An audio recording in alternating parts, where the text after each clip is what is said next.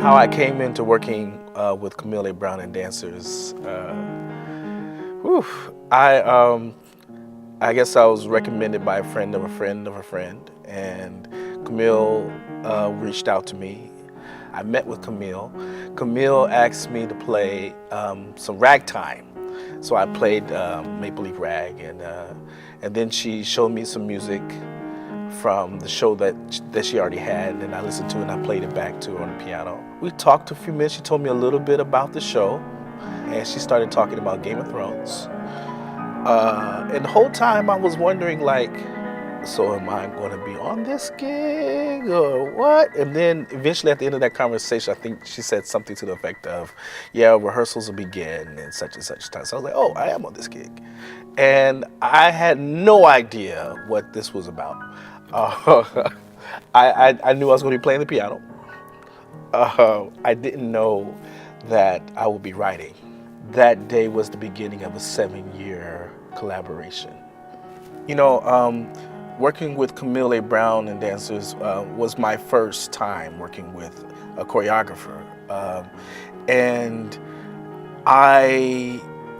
the process was that I come into the space, into the rehearsal, and as Camille was creating the piece, I was improvising, creating music at the same time. It was until later that I learned that a lot of choreographers, if they're dealing with a composer, that music is written somewhere else and brought into the process. But to me, it makes all the sense in the world to create everything in the space, in being in the space together. It made me more in the work have a more intimate relationship. And I just now I can't imagine any other way. I think that not enough musicians get the opportunity to be artists. I think a lot of times from a cultural aspect, we spend so much time being musicians and very little time thinking about what does this mean to perform and to present. We often are put in positions where it's not about our physical, it's about what we produce. We become invisible. You know, in Camille A. process, you know, musicians play a different role, and so we're not invisible anymore. And I welcomed that intolerance. I liked being able to show all of myself and not just be heard. I wish that more musicians would be a part of a process like this and become a whole person as an artist. I have so many takeaways, of course, of working with Camille A. and this trilogy.